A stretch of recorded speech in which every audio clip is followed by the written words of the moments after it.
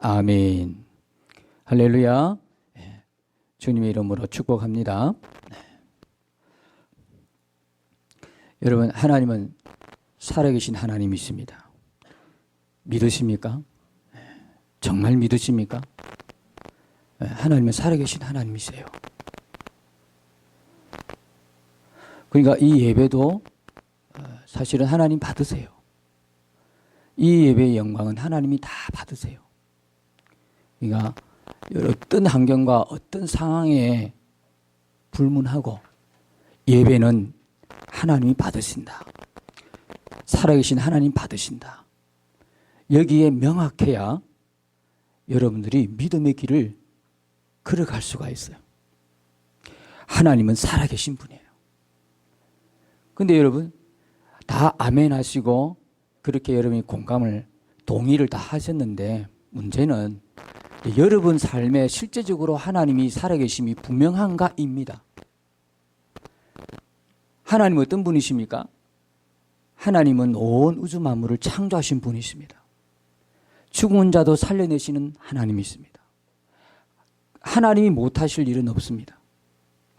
다만 우리가 하나님이 어떤 분입니까? 말씀을 들었을 때 여러분이 쉽게 답을 못하는 것은 우리의 짧은 머리로 하나님을 다 이해할 수 없기 때문에 그렇습니다. 여러분 생각해 보십시오. 하나님은 창조주가 되시고 우리는 하나님의 손에 의해서 빚어진 피조물입니다. 피조물이 어떻게 하나님의 다 어떻게 이해를 할 수 있겠습니까? 극히 작은 일부분 성경을 통해서 말씀을 통해서 그분을 이해하는 것입니다. 이해하는 수준이 아니라 이제는 주의 은혜로 믿어지는 역사가 나타난 것이죠. 그러니까 하나님에 대해서 하나님은 전능하신 창조주 하나님이시고 지금도 살아계셔서 우리 삶의 주인이시고 우리를 인도해 가신다는 사실에 대해서 분명히 아멘할 수 있다는 이야기는 여러분이 말씀을 믿는다는 이야기거든요. 그런데 우리의 삶에 실제적으로 하나님이 살아계신 것에 대해서 우리 삶에 실제적으로 그게 어떻게 됩니까? 적용이 돼야 된다는 거예요. 여러분 혹시 여러분 가운데 염려가 있고 걱정이 있고 근심이 있고 두려움이 있고 불안이 있으십니까? 목사님, 그거 없는 사람이 어디 있습니까? 근데 한편으로는 살아계신 하나님을 믿는다고 하는데 한편으로는 내 마음에 염려가 있고 걱정이 있고 불안이 있고 두려움이 있다면 이게 정상적일까요?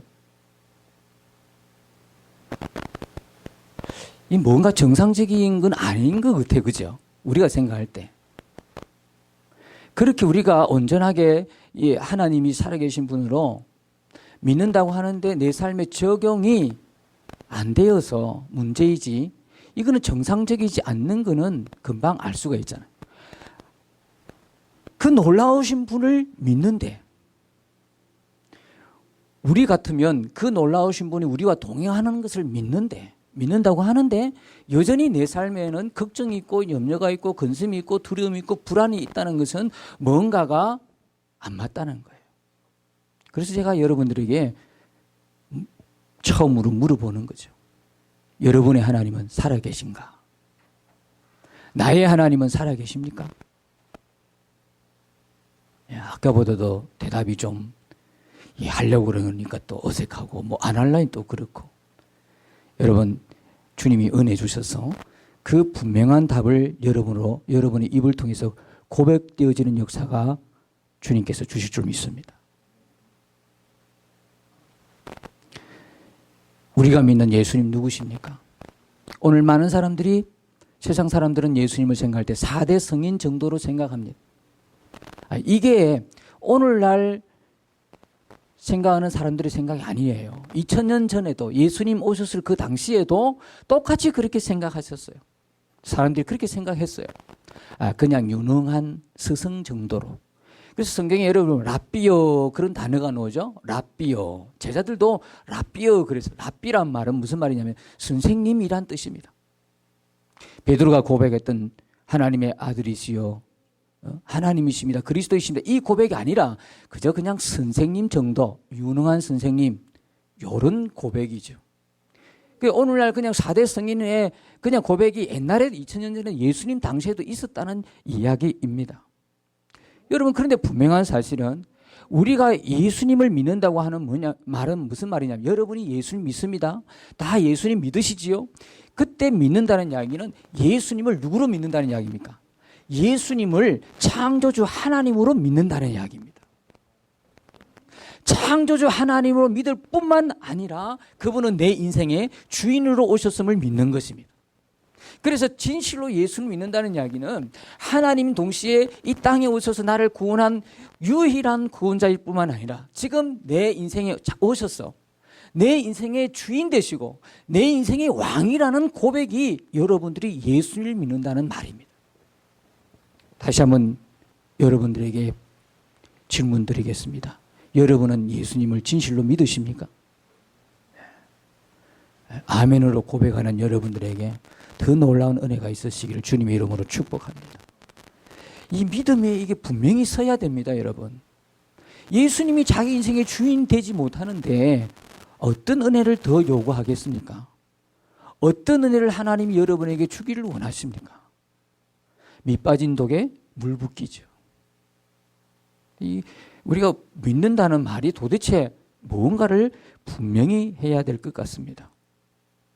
예수님을 주와 그리스도로 믿는 믿음. 그렇다면 이 믿음은 무엇을 근거로 믿는 믿음이죠? 이 믿음은 무엇을 근거로 하는 믿음입니까? 우리가 예수님을 믿는다고 했을 때 그 믿을 만한 분명한 증거를 갖고 있지 아니하면 주와 그리스도로 믿기는 어려운 일이에요. 더 나아가서 정말 주님을 위해서 내 인생을 던진다? 이건 그에 불가능한 일입니다. 주님을 위해서 믿음으로 살겠다? 그에 상상하지 못할 일입니다. 내가 예수님을 내 인생의 그리스도와 주라고 믿는 믿음의 어떤 근거가 없는데 무조건 믿을 수는 없지 않습니까? 예전에 부흥 강사 목사님이 집회할 때 그런 말씀이 많았어서요. 덮어놓고 믿으라 그래. 덮어놓고 믿으라 그래요. 뭘 믿어야 할지 믿음의 내용도 없어요. 그냥 믿으라는 거야. 그런데 또 아멘도 잘해 또. 아멘 하고 덮어놓고 믿으라. 뭘 믿으라는 내용도 모르고 아멘하고 그렇게 집회를 은혜 가운데 마치고 눈물 콧물 다 빼고 기도하면서 불을 받았다고 다 하고 성경 충만 다 했다고 하는데 집회하면서 나갈 때 신발을 거꾸로 바꾸어서 신고 나가는 거예요. 이게 무슨 아이러니한 상황입니까? 정말 예수님이 주님이라고 믿는데 내 삶의 주인이라고 믿는데 어떻게 우리가 거짓말을 하고 어떻게 사기를 치고 어떻게 불법을 행할 수 있겠냐고. 이게 안 맞잖아요. 지금 안 맞는데 분명히 우리는 믿고 있다고 지금 착각하고 있다는. 그렇게 은혜 집회 받고 나고서 자기 신발 안 신고 나가고 좋은 신발 그냥 갈아 신고 나가는 거예요.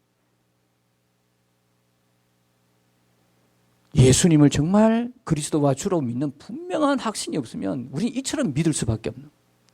뭘 덮어놓고 믿습니까? 펴놓고 믿어야지. 성경은 바로 펴놓고 정독하면서 예수님 바라보면서 읽고 믿어야 되는 건데 믿음의 근거가 분명해야 되는 것입니다.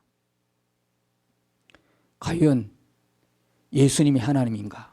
무엇을 근거로 그렇게 우리가 믿을 수 있죠? 그분이 2000년 전에 십자가에서 죽으셨어요.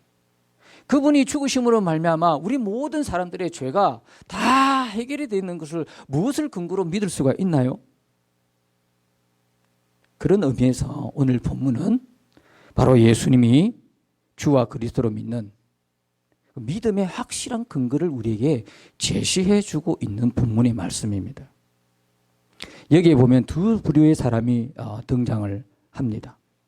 바리새인이 있고 서기관이 있습니다. 그들이 어느 날 찾아와서 예수님에게 표적 보여주시기를 원합니다. 여러분 여기에 바리새인들 서기관들은요. 우리가 워낙 성경을 보다 보면 이 사람들은 나쁜 사람들이다. 뭐 이렇게 인식이 들었어요. 근데 사실 따지고 보면 이 바리새인들은요. 매우 은혜를 추구했던 사람들이에요. 구약 성경 그대로 믿었던 사람들이고요. 예수님 당시에 그 누구보다도 메시아가 오는 걸 간절히 기다리고 있었던 사람들이 바리새인들이었어요. 그리고 그 중에 또 특별히 하나님의 말씀이 이 성경을 연구하고 또 성경을 쓰고 이렇게 성경에 몰두한 사람들이 누구냐면 바로 서기관들이었어요. 누구보다도 이들은 예수님을 아니죠. 하나님이 보내신 메시아를 갈망했던 사람들이 이 사람들이에요. 성경을 매우 해박하게 알고 있었고요. 성경의 예언대로 메시아의 강림을 대망했던 사람들입니다. 그런데 어느 날 그들 앞에 예수라는 청년이 등장합니다. 근데 가만히 보니까 이 예수라는 청년이 행하는 일 그리고 그의 가르침을 보니까 아주 혼돈스러운 거예요. 야, 어떨 때 보면은 메시아인 것 같고 또 어떨 때 보면 아닌 것 같고 혼란이 계속되는 거예요. 이런 혼란 속에서 예수님 앞에 나와서 이제 단독직입적으로 질문을 합니다.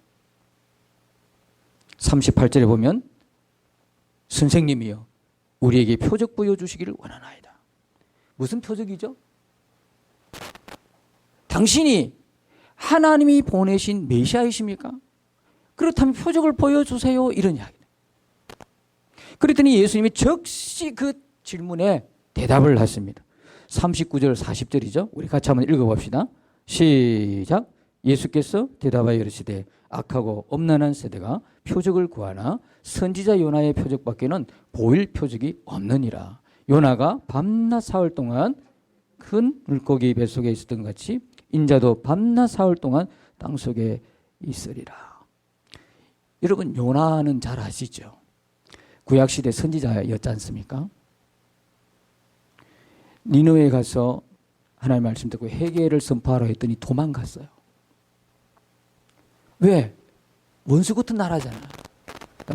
뭐와 비슷하다 하면 감정적으로 이입되기 위해서 일본으로 생각하시면 됩니다.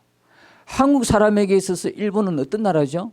1번 좋은 나라, 2번 투구두고 왼수 같은 나라, 밥맛 없는 나라. 몇 번이죠? 2번이에요. 지금 지난주부터 제 설교가 지금 유튜브에 올라가고 있어서 조심스럽습니다. 편집 좀 해주시면 좋겠네. 1번 죄송합니다. 하여튼 그렇습니다. 니느웨를 설명을 해주기 위해서 그렇게 된 건데 니느웨가 그런 나라인데 여러분 같으면 가라 그러면 쉽게 가겠습니까? 요나가 말씀을 들었는데도 안 간 이유가 다 있어요. 감정적으로 도대체 그 나라는 가까이 하기는 너무 먼 나라라. 그래 가다가 옆길로 가버렸어요. 그때 하나님께서 어떻게 해요? 3일 밤 3일 낮을 큰 물고기 뱃속에 있게 만들었어요. 지금 예수님이 하나님이 보내신 당신은 메시아인 걸 나타낼 수 있는 표적을 보여달라고 했을 때 뭘 표적을 요나의 표적을 보여주신 거예요. 무슨 이야기죠? 요나의 표적은 뭘 이야기하는 거죠? 예수님이 십자가에 죽으시고 고난당하시고 3일 만에 부활할 걸 말씀하는 표적이거든요. 주님이십니다. 당신이 하나님 보낸 메시아냐 우리의 주님이냐 이 표적을 보여달라 할 때 예수님이 보여준 표적은 요나의 표적 곧 부활의 표적이었어요. 죽었다가 다시 살아나는 부활밖에 없다. 이 표적을 보여주신 거예요. 예수님이 지금 계실 때 얼마나 많은 기적과 이적과 표적을 보여주셨습니까? 오병이어를 비롯해서 가나 혼인잔치에 물이 포도주가 되고 이루 말로 표현이 안 되죠. 수많은 표적을 보여주시는데 그런 걸 보고 내가 하나님 보낸 하나님의 아들이고 메시아다라고 말씀하지 않고 어떻게 해요? 요나의 표적 예수님이 하나님이시고 전능자이시고 누구도 부인할 수 없도록 그렇게 보여준 표적이 뭐냐면 오직 요나의 표적 부활밖에 없다고 말씀하신 겁니다.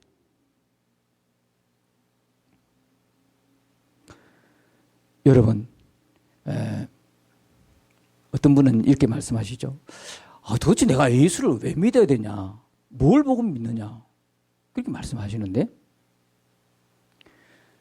안 믿는 분들 중에 저도 예전에 어릴 때 그랬습니다만 제사를 드린 적이 있습니다. 아직 예수님 영접 안 하고 안 믿을 때 근데 제가 어릴 마음에 제사 드리는 그 큰 집에 갈수록 항상 궁금한 게 뭐 정조 할아버지, 고조 할아버지, 그 윗대 조상들을 위해서 제사한다고 하는데 나는 본 적이 없거든요. 나는 본 적이 없어요. 그분들 한 분도. 여러분이 이순신 장군을 본 적이 있습니까? 한 분도. 여러분 조상 본 적이 없잖아요. 그런데 아주 당당한 믿음으로 제사를 하고 있는 거예요. 분명한 확신을 가지고 제사를 하고 있더라고요. 제사 드리는 분들은 확신이 있어요. 무슨 확신? 그 조상이 분명히 있었고 그 조상이 우리를 지켜줄 거다라는 분명한 확신 때문에 제사를 상부러지도록 가난해도 드리더라고요. 이야, 제가 신앙생활하면서 느낀 게요. 우리가 적어도 예수님에 대한 그 믿음이 제사를 드리는 사람보다 못해서 되겠나? 예수님 믿으세요. 내가 어떻게 믿어? 내가 그분을 만나지도 않았고 그분이 있는지도 모르는데 내가 어떻게 믿어? 이렇게 말하는 분이 있더라고요. 하나님은요, 여러분이 예수님 시대에 예수님 같이 있으면서 예수님이 행하신 모든 기적과 표적을 안 받더라도 믿을 수 있도록 하나님이 성경을 통해서 우리에게 제시해 준 게 뭐냐면 바로 부활인 겁니다. 예수님이 부활하심을 통해서 예수님이 바로 누구다라는 거, 전능하신 하나님이라는 사실을 모든 사람들이 믿도록 해 주신 거예요. 이 부활은 역사적인 사실입니다. 그냥 지어낸 이야기가 아니고 얼마나 많은 정인들이 역사 속에 있었고 역사의 기록으로 남아있는 게 부활이라고요. 그런데 이 부활은요, 어떤 사람도 따라할 수가 없어요. 그렇죠? 이 부활을 따라할 사람은 소생하고 부활을 여러분이 헷갈리면 안 돼요. 소생은 예수님께서 어린 소녀가 죽었다고 한 어린 소녀를 일으켜 다시 살린 거 있죠? 근데 여러분 그 소생이 뭐냐면 그렇게 살려놔봤자 어떻습니까? 나중에 죽어요. 그건 소생입니다. 잠시 살아난 것. 영원히 죽음에서 영원히 못 살아난다. 죽음에서 영원히 사신 분은 오직 예수 그리스도 외에는 없다 이 말이에요. 그게 부활이다 이 말이에요. 그런 부활을 역사적 사실과 모든 정인과 성경의 그런 예언을 통해서 구약시대부터 창세기부터 쫙 말씀해 오셨다가 예수님이 그것을 이루어 주신 것이죠. 그 예수님의 부활을 통해서 모든 사람들이 이제는 나는 하나님 앞에 갔을 때 나는 몰라서 못 믿었습니다. 그 말을 못하도록 만드신 게 뭐냐면 예수님의 부활이었습니다. 그런 사람이 있어요. 오늘 본문에 보니까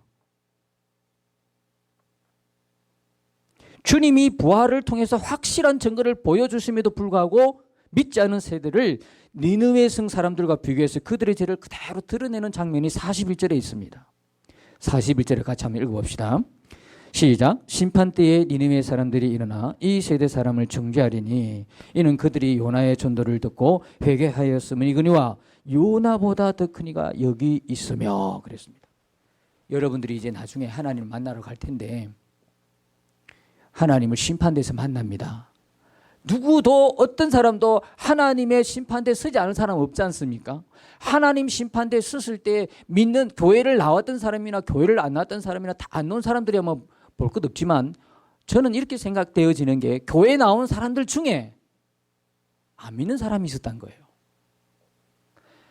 교회에 출석한다는 게 구원의 조건은 아니지 않습니까? 그걸 믿음으로 착각하는 거는 이거 정말 억울한 일이지 않습니까?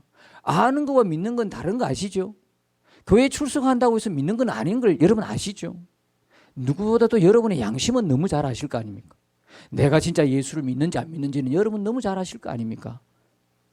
그런 우리들 중에 누군가가 하나님 심판대 섰을 때 예수를 안 믿고 있었던 이유를 대라 그러니까 몰라서 그렇습니다.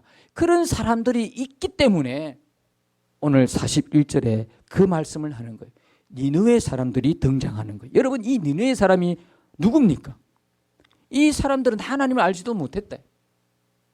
하나님의 선민 백성 이스라엘을 공격하고 정복했던 그런 이방인들이었어요. 이 나라 사람들이 하나님의 선지자 요나의 말을 듣고 그 초라한 요나의 말을 듣고 식민지에 속해 있는 그 나라의 선지자 요나의 말을 듣고 전부 다 회개했단 말이에요. 회개해가지고 망하지 않도록, 이 나라가 망하지 않고 우리가 구원을 얻도록 그렇게 철저히 회개했던 사람들이 니느웨 사람들이라. 그래가지고 그들이 멸망당하지 않았지 않습니까? 그러나 이 세대는 어떤 세대냐? 하나님의 아들이 친히 오셔서 죽으실 뿐만 아니라 부활하심으로써 하나님 당신이신 걸, 예수님이 하나님이신 것을 분명하게 증명해 주었는데도 믿지 않는 죄악의 세대였다는 겁니다. 그래서 그들이 나중에 심판대 자리에 우리 모두가 하나님 심판대에서 그들을 만날 때 못 믿었습니다. 안 믿었습니다. 믿는 걸 뭐 어떻게 증명해 주셔야 되지요. 증명도 안 해주시고 나보고 믿으다니요. 이런 뻔뻔한 사람을 위해서 니느웨 사람들이 딱 등장해가지고 어떤 말을 하냐면 이런 말을 한다는 겁니다. 아니, 우리 이방인들도 선지자 요나의 회개의 말씀을 듣고 회개함으로써 구원을 받았는데 하나님의 아들 예수께서 오셔서 십자가에 죽으시고 사흘 만에 부활하심으로써 하나님이심을 분명히 증명해 주시기까지 했는데 어떻게 그걸 안 믿어요? 우리는 선지자의 말을 듣고 믿고 회개했는데 당신들은 예수님이 직접 오셔가지고 죽으시고 부활하신 것을 분명히 보여주셨는데도 안 믿으니 당신들은 악한 사람들이요. 이렇게 정죄를 한다는 겁니다. 이해가시죠? 또 한 사람들이 우리가 심판대 앞에 가면 정죄할 사람이 누구냐면 그게 42절에 나오는 남방 여인입니다. 이 남방 여인은 이스라엘의 솔로몬 왕이 지혜가 있다는 소문을 듣고 그 먼 길을 찾아와서 지혜를 들으려고 찾아왔던 사람인데 우리가 부활을 통해서도 예수님이 하나님이신 것을 믿지 못한 사람들에게 하나님의 심판대에서 이 여인이 등장해서 뭐라고 이야기하냐면 나는 이스라엘의 지혜가 많은 솔로몬 왕의 말을 듣고자 하는 그 한 가지 이유로 이렇게 먼 길을 마다하지 않고 온 사람이요. 그런데 당신들은 단순히 지혜로운 사람도 아니고 그 크신 하나님의 아들인 예수께서 세상에 오셔서 부활로 자신이 하나님이심을 증명까지 해주셨는데 그분을 믿지 않으니 도대체 어떻게 이해하지 못할 당신들은 악한 죄인이요. 이렇게 정죄한다는 이야기입니다. 하나님은 예수님의 부활을 통해서 모든 사람들이 예수님이 하나님인 것을 믿도록 하신 것입니다. 여러분, 예수님의 제자를 예수님 따라다니면서 얼마나 많은 그분이 행해 주신 것들을 많이 봤습니까? 예수님의 제자들이 예수님을 하나님으로 고백하고 그분을 주님으로 전가하는 일에 자신의 생명을 바치고 순교할 수 있었던 이유는 무엇인지 아십니까? 수많은 기적과 표적을 보고 그렇게 되지 않았습니다. 주님이 부활하신 것을 보고 그렇게 바뀐 것입니다. 그들이 얼마나 많은 표적과 기사와 이적과 놀라운 일들을 경험했겠습니까? 그러나 그런 경험들이 그들로 하여금 예수님을 하나님으로 주님으로 믿게 하지는 못했어요. 왜? 오히려 예수님 십자가에 죽으실 때 어떻게 했습니까? 실망하고 낙담하여 다 어떻게 해요? 도망가고 다 숨어버렸어요. 그런 것 보면 뭐 은사, 능력, 경험, 체험 물론 우리 신앙에 도움은 되지만 그것이 예수님을 주와 그리스도로 믿는 믿음에 온전히 세우는 것은 아니라는 사실이에요. 왜요? 왜 그렇죠? 그렇게 하나님의 말씀에 우리의 믿음을 기반으로 삼지 아니하고 예수님 부활을 통해서 예수님이 하나님이신 것과 우리의 주와 그리스도가 된다는 것의 믿음의 근거가 크게 없으면 은사나 능력이나 나타나는 표적과 어떤 놀라운 어떤 영적인 체험을 통해서 여러분이 정말 하나님이 살아계시다, 하나님을 믿는다고 했을 때 어느 날 더 이상 은사가 나타나지 않고 더 이상 기도 응답이 없고 더 이상 여러분이 영적인 체험이 없을 때는 어떻게 되죠? 그때는 믿음도 사라지는 거예요. 제가 지난 주에 이렇게 어떤 분을 통해서 어떤 분이 교회를 찾는데 교회를 이렇게 어느 교회를 찾는데 참 안타까운 말을 들었어요. 갈 곳이 없다는 거예요. 교회가 그렇게도 많은데 갈 곳이 없다니 이게 무슨 이야기입니까? 큰 교회를 나가자니 그냥 왔다 갔다 형식적인 교인이 될 것 같고 작은 교회 가서 좀 섬기고 싶은데 또 작은 교회를 가자니 이게 뭐 이 교회가 정말 바로 복음이 서 있는 교회인지 그것도 모르겠고 그래서 뭐 어떤 교회를 가야 될지 모르겠다는 거예요. 이 땅에 그렇게도 많은데 교회가. 그러면서 지금 임시로 나가는 교회가 뭐 하는 교회냐고 물어봤더니 그 교회는 성령의 기름 부으심을 많이 강조한대요. 그러면서 성령이 이 시간 기름 부으십니다 하면서 목사님도 이야기해놓고 쓰러진대. 목사님도 넘어져가지고 그냥 있대. 몇 명 안 되는 교인들이 다 넘어져 있대. 자기들은 이게 도대체 뭔 일인지 싶어가 멀뚱멀뚱하게 보고 있다고 그러더라고요. 그래서 제가 얼른 놓으세요. 아니, 여러분 상상해 보십시오. 제가 이렇게 하고 성령의 기름 부으심이 이 시간 임합니다 하다가 제가 넘어져 있으면 여러분 덕이 됩니까? 넘어져서 어떻게 하겠다는 거예요? 그래서 지금 예배 시간에 하나님이 넘어뜨려가지고 뭐 하신다는 이야기 지금? 미혹입니다. 미혹. 이런 것을 믿음의 근거로 여러분이 세우면요. 이런 것이 더 이상 나타나지 않는 그 순간에는 여러분의 믿음은 모래 위에 지은 집과 같이 싹 하고 사라진다. 조그만 환란이 오고 시련이 오면 믿음을 지켜내지 못해요. 우리의 믿음은 말씀 위에 서야 하는 거예요. 예수님을 그리스도와 나의 주님으로 믿는 말씀의 근거는 부활이에요. 부활을 통해서 분명히 믿음의 근거를 여러분이 딱 잡고 있으면 절대 흔들림이 없어요.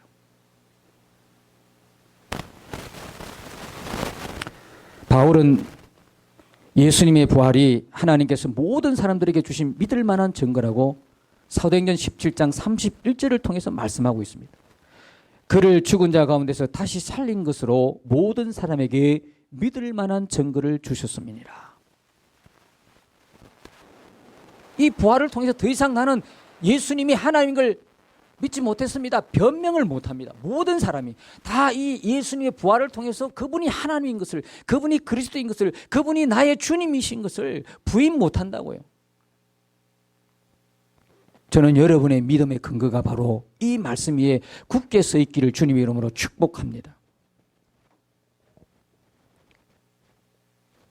정말 우리가 믿을 만한 그 증거로 하나님은 부활을 우리에게 주셨어요. 그러니까 우리가 날마다 부활이에요. 지난주만 부활이 아니에요. 날마다 부활. 왜? 죽으시고 3일 안에 부활하신 그 주님이 지금 어디 계신가요? 그분 지금 어디 계시죠? 하늘나라만 계신가요? 내 안에 와 계신 거예요. 할렐루야. 믿는 우리 안에 오신 거예요. 이건 놀라운 복음이에요. 이걸 복음을 능력으로 살아내는 비결이 여기 있어요. 지금까지 왜 우리가 그 복음, 수많은 인생을 변화시킨 그 복음을 듣고도 변하지 않고 왜 복음을 듣고도 그렇게 희미하게 믿음의 삶을 살았느냐? 복음을 이론적으로, 교리적으로만 알고 있었어요. 복음을 성경책 안에만 가두어 놨어요. 복음이신 그 예수님이 지금 믿는 자 안에 오셨음에도 불구하고 그것을 모르고 살았다는 거예요. 여러분, 내 안에 주님께 눈을 뜨시길 주의 이름으로 축복합니다. 믿는 자 안에 오셨어요. 지금 내 안에 계신다고요. 왜 오셨을까요? 로마서 14장 9절에 보니까 산자와 죽은 자의 주가 되려 하심이니라. 우리의 주인 되기 위해서 오신 거예요. 지난번에도 말씀드렸습니다. 우리 많은 사람들이 왜 결국 살다가 결국 실패하고 낙심하고 결국 모든 인생의 끝에서 허무하게 끝나느냐? 자기가 자기 인생의 주인이 됐기 때문에 그래요. 우리가 얼마나 연약한 존재입니까? 똑똑하긴 하지만 인생의 결론을 내는 그럴 만한 존재가 능력도 없어요. 우리는 하나님의 피조물이기 때문에 그런 거예요. 그런데 내 인생에 내가 주인이어서 지금까지 살아왔네? 그는 나중에 험할 수밖에 없죠. 우리 인생의 주인을 하나님으로 삼는 자가 복된 거예요. 그분이 지금 내게 오신 이유가 바로 그거예요. 지금 우리 안에 오신 이유가 바로 여러분의 주인 되기 위해서. 우리가 회개할 것은 뭐냐? 내가 지금까지 나의 주인이 내가 되어 살아온 거예요. 그것은 사단의 중심과 똑같은 마음이야. 천사장이 마귀로 쫓겨난 이유가 뭐죠? 내가 하나님같이 되려고 하는 그 교만한 중심. 지금도 하나님을 거부하고 하나님을 마음에 두기 싫어하는 것은 마귀와 똑같은 마음의 중심을 갖고 있다는 거예요.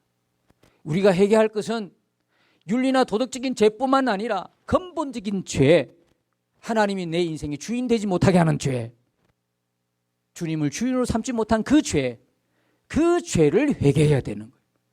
그 죄가 수많은 인간들을 향한 죄의 악들을 파생시켜 왔거든. 여러분, 예수님은 우리의 주와 그리스도가 되십니다. 하나님은 부활을 통해서 분명하게 우리에게 보여주셨습니다. 정말 이 부활로서 예수님이 하나님이심이 증명이 되었다면 십자가에 달리신 그분은 누구시죠? 하나님이신 거예요. 십자가에서 흘리신 그 피는 누구의 피죠? 하나님의 피였다는 사실이에요. 우리는 고난주간만 맞이하면 주님의 고난을 생각해서 눈물을 뚝뚝 흘리면서 금식하고 철야하고 기도하고 특별 새벽 기도도 하고 여러 가지 주님을 향한 고난에 동참하는 그런 모습들을 보입니다만 너무너무 아름다운 모습인데, 그러나 분명한 것은 명확한 사실 하나를 아셔야 돼요. 그 십자가에서 어떻게 죽었냐가 아니라 그 십자가에 누가 죽으셨냐가 문제인 거예요. 그 십자가에서 그분이 그렇게 처참하게 죽었다는 사실이 부각되면 안 돼요. 어차피 그것은 하나님이 우리를 구원하기 위해서 한 방법이기 때문에. 십자가에 누가 죽었느냐? 십자가에 죽으신 분은 우리를 구원하신 하나님이신 거예요. 하나님이 나를 위해서 죽으셨어요. 하나님이 흘린 피예요. 그래서 보혈이라 그래요. 어느 피하고도 비교가 안 되는 보혈. 그 피로 우리가 구원을 받은 거예요. 할렐루야. 그렇다면, 이 사실이 명확하다면 여러분들의 생명이 아깝겠습니까? 여러분들의 소유가 아깝겠냐고. 여러분이 인생 전체를 다 들여도 여러분은 조금도 아까워하지 않는 분이 되셨나요? 조금도 지금도 염려와 걱정과 근심과 두려움과 불안 없이 사시나요? 그분이 하나님이 나를 위해 죽으셨는데, 그리고 하나님인 그분이 지금 내 안에 나와 동행하고 계시는데, 우리의 믿음을 분명히 할 수 있기를 축복합니다. 하나님 말씀을 근거로, 하나님 말씀을 붙들고 그분의 부활이 하나님인 걸 분명히 증명해 준다면 이 성경의 모든 말씀은 진실이고 실제고 사실인 것이 믿어지지 않습니까? 주님의 재림도 분명한 것이고 이 세상의 끝도 분명한 것이고 천국도 지옥도 분명한 것이고, 할렐루야, 모든 게 사실로 드러난 거예요. 그분의 부활하심을 통해서. 사랑하는 성도 여러분, 우리가 믿을 만한 그 근거는, 믿음의 근거는 하나님이 어떤 다른 기적과 어떤 표적을 준 게 아니라 바로 요나의 표적, 예수님 부활하심을 통해서 우리가 믿을 만한 충분한 근거를 주신 것입니다. 이 부활이면 모든 것입니다. 모든 충분합니다. 이 부활로 수많은 인생이 바뀌고 변화되는 것입니다. 이제 부활하신 그 예수님, 내 인생의 그리스도와 주로 내 안에 함께 사시는 것 기억하시고 동행하면 바뀌지 않을 인생 아무도 없습니다. 예수님이 여러분의 주인 되시기를 축복합니다. 그러면 여러분 삶이 바뀌는 거예요. 여러분을 괴롭혔던 모든 질병, 모든 인생의 문제, 전능하신 하나님 손에 해결되는 것입니다. 이제는 이 복음을, 부활하신 예수님을 더 이상 이론이나 교리로 알지 아니하고 자신의 주와 그리스도로 믿고 동행할 때 놀라운 변화가 여러분 삶에 일어나기를 주님 이름으로 축복합니다.